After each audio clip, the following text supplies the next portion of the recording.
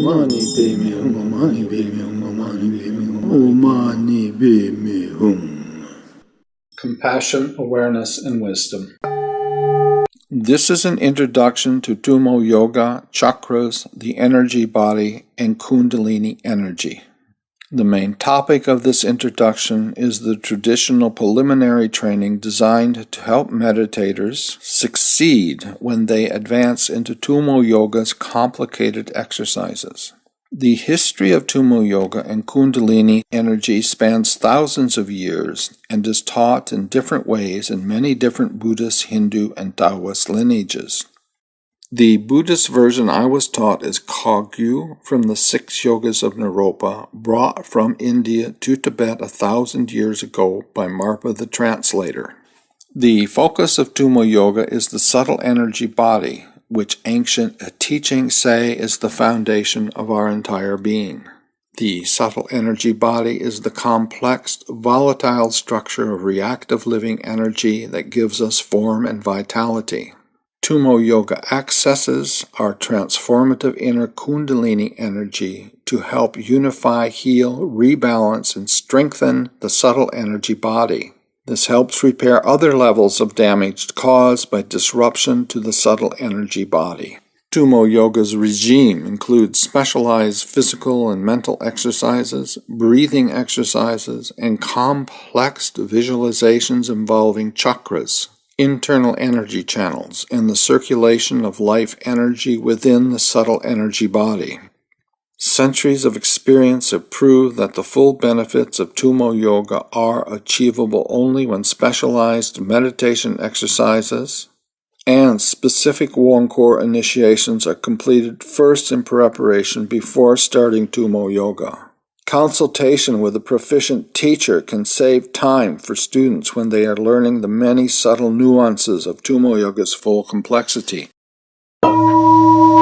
So what is it is a really good question. What is it? It's like a map that an energy body follows. It isn't actually detectable. So there has to be some type of over-controlling that gives this body its shape and form and ability to cognize. Its purpose of Kundalini Yoga is not to get high. That is not its purpose. What it does is it integrates the body done properly. What it's used for is the creation of matter and the dissolution of matter. Its purpose is to study the creation and dissolution of matter. That means that not only actually do you understand the Kundalini, but the work that you do with Kundalini is a deep cleaning of the damage done to the physical and auric body by trauma and negative conditioning, which opens up the potential to have a clear mind that can see into the depth of the full potential of a being. It's used in my lineage in a group of teachings called the Six Yogas of Naropa, which are Tummo Heat, Kundalini Yoga, same thing, illusory body yoga, dream yoga, light yoga, bardo yoga, and transference yoga, core teaching in the tantric tradition of Buddhism. The tantric tradition of Buddhism is a very interesting teaching in the Buddhist lineage. It's a much later addition into Buddhism. The tantric tradition was actually a reform movement.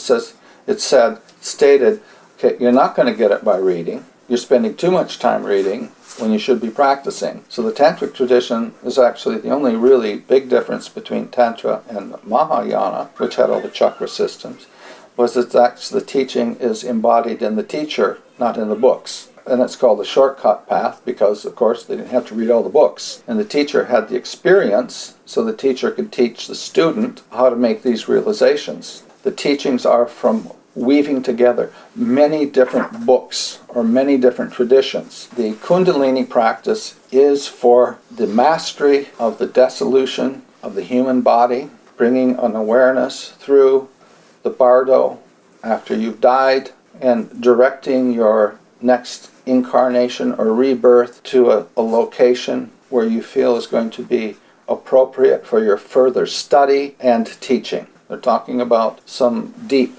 teachings. It's not just to feel good or to get high. The actual practice of Kundalini Yoga, or Tumo heat, is necessary for the other yogas of illusory body, dream yoga, light yoga, bardo yoga, and transference yoga. The foundation for those teachings is the Tumo heat. Until you've become successful with the Tumo heat, you're not going to be successful with those other teachings without a great deal of difficulty. It is like the foundation for the very deep teachings in the Buddhist tradition. Very fortunate in my path to have had really great teachers. It was about 25 years before I actually had the real Kundalini opening in the body. It was more than what I expected, and it wasn't anything like I expected at all. Like I was thinking of power, force, to open this experience. In actual fact, it's sensibility and gentleness in a very, very carefully crafted practice that's done in a very orderly, step-by-step way. There's no heavy breathing involved in it at all. No holding of the breath, actually, until very later stages of it. There was quite a bit of pain in my bodies as the auric field, which has the store negative conditioning and trauma built into it. That's the way we look at these things, as the physical body actually stores some muscle groups that are tightened in that. But the longer record, the one previous to this life, and the deeper record of that, a trauma which basically means it's long term in the physical body, then basically reshapes this very fluid energy body, is formed when the sperm and egg join together and the egg splits about the third or fourth split. The central canal is the polarity that has the morphogenic field that the body and nervous system and organs form around that patterning. So that's the central canal. And at birth, when you come into womb, I actually remember the whole journey very, very clearly, from dying through the bardo to in a womb to the body growing. I'm very, very, very grateful to have had that. It explains a lot about this tantric teaching. And so the energy field is at conception is just a rainbow body. It's quite clean. It hasn't pulled in a lot of distortions into it, and it has to be that way at birth. And the experience at that point, and one of the really important things to know about Kundalini Yoga, is it is actually pure 100% love. The energies are just wonderful. It's completely perfect and full and rich with no basic objects except you're sitting in this field of expanding energy. It's a vibrational energy, and from that experience, which is necessary or you would vacate, right? That's what magnetizes you in, desire to get back to that perfect love, probably the cause for drug addiction and many other addictions that people have, because they know that it's there, somehow it's buried, and they've lost it. So from that, the body actually forms around this, I'm going to use that term, morphogenic field. Now we've come out into the world, and we are just a regular person, but we've had inherited inside, we know that there's love there. It's the base emotion, had to have it, stick in the womb, couldn't stick in without it.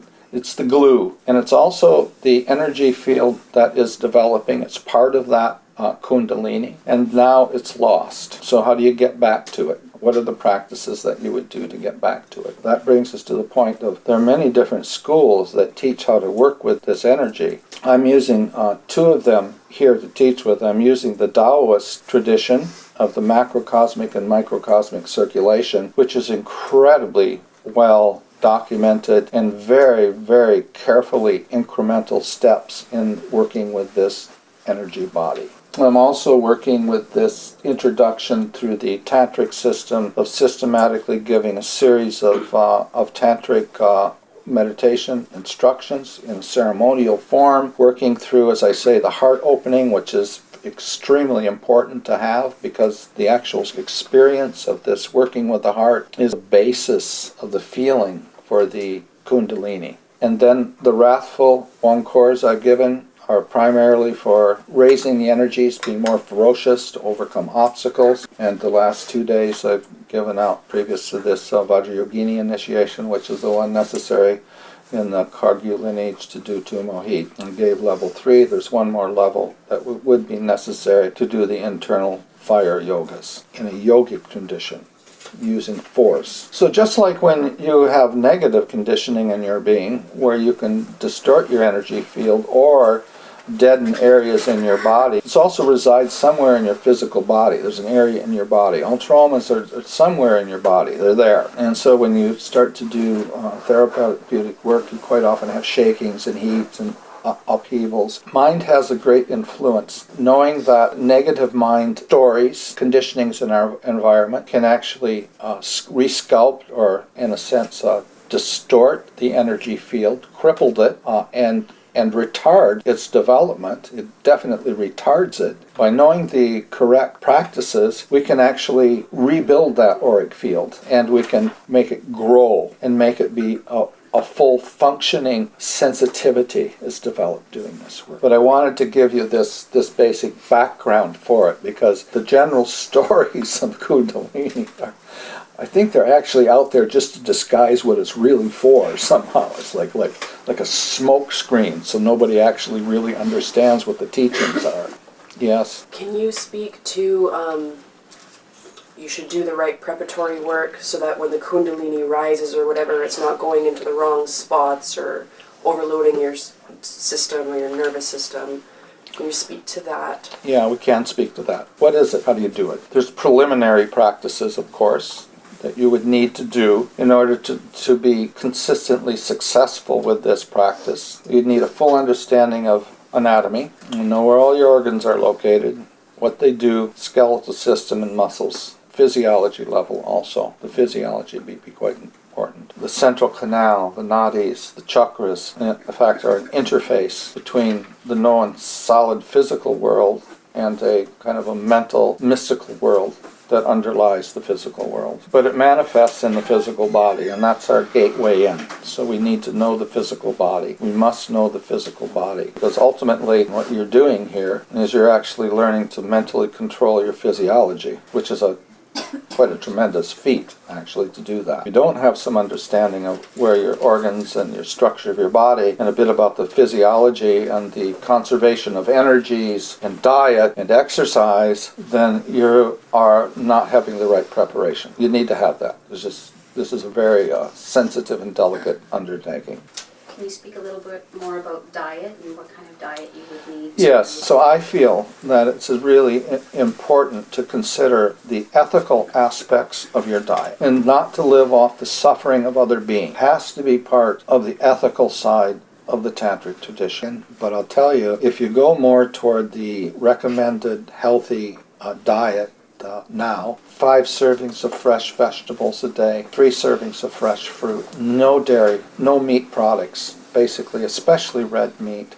They leave some tolerance for persons to eat small amounts of meat and fish, but not more than 5% of the total volume by weight of what you intake, and beans, and a small amount of grains, all whole. That's considered a healthy diet. And you're getting a very high fiber content, so your digestion is greatly improved, and you'll find that your energy levels become very, very smooth. You don't get this up and down thing happening. It's very noticeable. So I would say that would be a really, really good diet. That's a modern approach to a diet that is a healthy diet.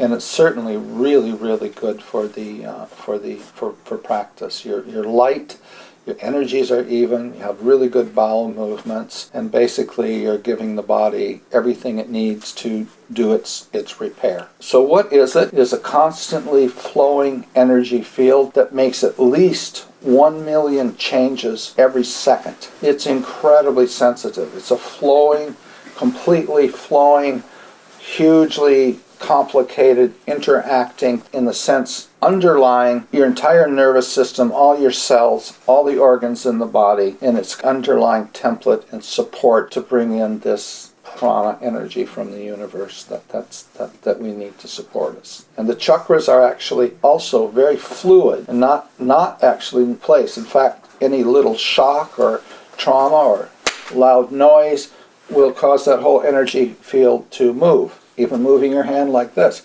completely moves the energy field. Very, very fluid and easily changed with thoughts or environment or noise. And it's not well defined. What we're attempting to do in these practices is not release any Kundalini. There's nothing to release. It's already there. It's not going to be increased in any way, or it's just going to be made available to us and being able to work with it. So in a sense, yes, we start with a visualization of a tube going down the center of the body, from the crown chakra in the interior of the body. The tube is white on the outside, red on the inside, and it's the width of your little finger. In addition to that, there are chakras, energy vortexes that we visualize to start to get some idea. If we visualize a central canal and get it clear, it helps bring unruly energies beginning to condense it. Just like a trauma, a verbal person being verbally abusive to you can cause you to be crooked,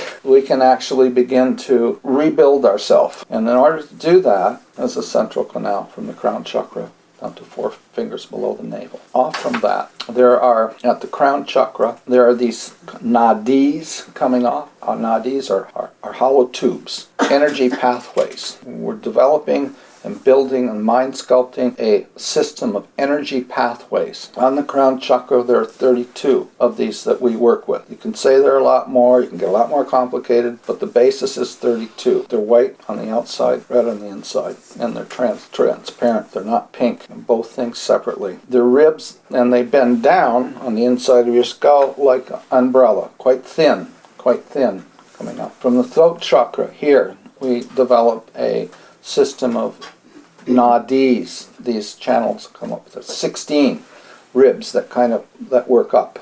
At the heart chakra, which is 4 fingers below the xiphoid process, it's the heart chakra. It's the interior of the body. There are 8 ribs, very fine ribs that come off from the central canal, which is this thick, come out and bend down. And in the transformation center, 4 fingers below the belly button, are 64 ribs that come out, nadis that come up. Kundalini opens up and expands your sensitivity. I don't know how many fold. I don't know how you would. It's like a different person. Subtlety from that energy like that. It's connected with everyone in this room and the whole universe, basically. I think it's actually beyond time and space. The other side of the material, or the other side of the interface. The other side of the interface, not this material body. So that's the energy field, and we're rebuilding it piece by piece, so we're very systematic. We got our study of physiology and anatomy. You can understand the importance of studying physiology and anatomy, because we have to know what's inside of our body and what damage has been done to any organs, and be very familiar with the physiology in the body. So we're building this not to the root chakra, never to the root chakra, 4 fingers below the belly button. And then we get that, you work systematically with that. First you get the central canal, that wide, hollow, completely hollow. And the way that you work with that, if you work with your hands and work with material things, it starts to be very clear, your idea. So we look at hollow tubes. You look at hollow tubes. You visualize hollow tubes, but you feel hollow tubes. You stick your finger inside a garden hose. You get the feeling for hollowness, and that interaction with the physical body starts to set in the mind, so you have a much better ability to visualize. It has to be hollow. Prior to that is you have to visualize your body as being hollow. You have to know where the organs are in it, and then you have to practice visualizing an empty body, a hollow body. Then you put the hollow tube in it. There are no organs at this point. The organs are important, though. You have to know where they are. To get to this point here, you have to know where they are. And with the forming of the body and the dissolving of the body. We've got a hollow body. We've got a hollow tube inside of it, visualized very clearly. It's partially transparent. But when we first begin, we expand it a little bit to about the size of your thumb and make it waxy, just to begin with, so it isn't so harsh. The energies aren't so harsh. Got 4 chakras. Only work with 4 chakras when you're working with the internal energy body. And the top chakra, you have to be able to visualize. It's a trick. How we start with the visualization is you visualize 4, which we can do without not too much problem, right? And then we turn it and split it so there are 8, and you split it again. Or you can actually build one at a time. The previous ones will dissolve and you rebuild, but as you start going around, you get the space. I like to do 4 and start filling in between until I can get it. Same thing with this. You have to be able to visualize clearly each one of those nadis coming off from the central canal clearly. It's critical that you can visualize clearly, and the heart and the transformation center. The actual important part of this internal visualization work is actually not the visualization. It's there, it holds you, it welds the mind in place, it's interesting, but you actually have to feel those nadis. You actually have to, it actually has, you can contact it and touch it with your mind. It has the solidity of solidness. It has the temperature, hot or cold. It has the vibration, air element, and it has a cohesiveness, a stickiness of the water element. You have to feel that. You have to feel it. You actually have to feel the central canal. It's quite a unique experience to actually feel a solidness being formed in the center of your body. That really means that these energies are now starting to really be coalesced. Instead of thinking of it being the central canal, think of it as the core of your being. But we're using this visualization to come in contact with this interface to this invisible world. In addition to that, those main chakras, there are 2 side channels that are very important for this work. They go from the nose, right and left nostrils, up to the crown, curve around, and then run parallel to the central canal and down and join in at the transformation center at the base of the central canal. Those are the two nostrils. They're actually also tubes. So the right one will be, again, red on the outside, white on the inside, and the left. Or the right one will be white on the outside, red on the inside, and the left one will be the opposite way. Red on the outside, white on the inside. Masculine energy, female energy. But they're not too concerned with that at this point. As far as colors in the chakras, that is done only on the preparatory work. That's the preparatory work. Now when we're actually working with the internal energies, we no longer use colors. Your chakras have no colors. But we do know in the preliminary work, say like the work we gave out yesterday and other works we'd given with putting colors in specific locations of the body, colors actually have a very distinct physiological influence on your physical body. Red actually energizing. Red is energizing, yet it's stabilizing energy. Energetic and stabilization. Where yellow is energetic and expansive. Where blue is actually binding, calming, and expansive. And green is binding and stabilizing. We know that with working with colors, we can actually influence the physiology in the body. Now, in the orderly progression into these practices, we have actually done work with the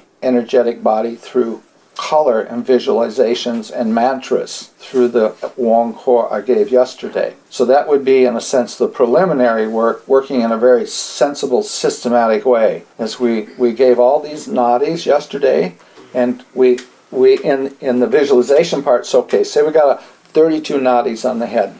The chakra in that system, every one of them is different. They change depending on what kind of energies they're trying to sculpt. But as a beginning practice, up in our head, we don't want red. It's too energetic. We want it cool. So it's blue. It's indigo, deep blue. Dakini, a deep blue Dakini, a dancing sky dancer, female energy, the symbol of wisdom, is in the center of that chakra, just a tiny little figure. And then on each one of the 32 wheels, each one of the 32 nadis, is another tiny blue dancing, that's the secret, dancing dakini, movement. It's indicating that there's movement happening. So each one of these chakras is then in the visualization is a different color to create a specific vibrational field. Yellow, then red in the heart, and green in the transformation center. And then there's a root chakra also on that one. Because we're not doing yogic practices, we can add in a root chakra. If we're doing yoga practices, which are highly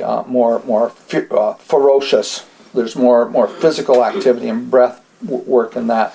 We don't use the root chakra with that work. But for visualization, we can use the root chakra. So you would see, like, there would be then 16 spikes here, with little dakinis on each one of them. Yellow ones, heart chakra, 8 going down, 8 red dakinis, a dakini in the center, red 8 dakinis like that. And then down in the lower one, 64 nadis, with little dakinis dancing on each one of the nadis. But what's interesting about this is the next stage of this, which I didn't give out because it's in another one, but we will talk about it. I'm really overstepping my bounds of secrecy here, but what can you say when you can Google it? How secret can it be? You actually then, from your all these centers, you are now practicing visualizing those colors, and you are actually then entering into a state of jhana, a deep state of concentration, where abilities that you didn't have in your ordinary consciousness are now present. It's not that difficult to do. It just means that the mind is no longer building fantasies and stories that are taking all your energy up, but all of a sudden you've got that energy available for holding these visualizations, and you're radiating color out like this, out to the all-enlightened beings through time and space, sending out a message saying, I need some gift waves here. I need to have these centers activated. Or you can look at it as prana. You're inviting prana in. So what returns after you do that is all these dakinis, all these sky dancers come and gather in space in front of you. And what's next really cool about this, the 32 blue ones that are here, there's the sky dancer dakinis are dancing away. One in the center's dancing, it's all dancing. The ones out there are dancing. And then one by one, the first one comes in, because you've asked for blessings, comes in and merges with the first dancer on the first nadi, right? It merges with it. And the second one merges. And so you go around in order, all 32, and these sky dancers merge into these nadis. Same thing with the throat. With the 16, they merge in with the yellow ones, and then the red ones in the heart, the 64, the green ones, they're merging in. And then next what happens, which is kind of interesting, is that they dissolve into light. They all dissolve into, like up here, into blue light. And the blue light moves into the nadis and is absorbed into the central chakra deity in the center as a form. So you've asked for, contacted the energy in the universe, the enlightened energy in the universe to come. It comes in the form of something you can understand. A dancing sky dancer is absorbed, merges into your body that you've built this clear visualization of. It's like you have an empty vase that is all the structures there, but it's not activated yet. This coming in activates that chakra, activates it, energizes it. I'm still just coming down from yesterday. It was an immensely, for me, an incredible experience like that. And so all these chakras now really clear and joy. So you learn to sit like that, in that energetic field like that for more extended periods of time.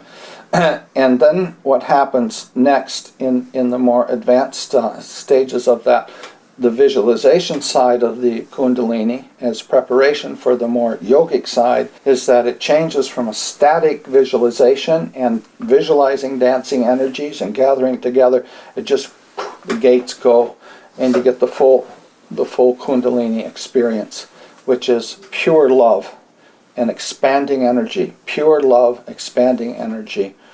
No blocks in the body at all. And in that wake, there's a whole range of psychic powers that come with it. We'll call it, you become a sensitive. You're very sensitive at that point. And that is a very, very, very deep healing of the being psychologically and physically. It's a very, very deep healing, that opening up of that energy field. It is the foundation and the direction that every one of these tantric teachings are moving you toward. That experience there. We want that as a foundation, which actually gives us membership to be able to explore the universe in a more efficient way. Compassion, awareness, and wisdom. Om mani padme hum, Om mani padme hum, Om mani padme hum, Om mani padme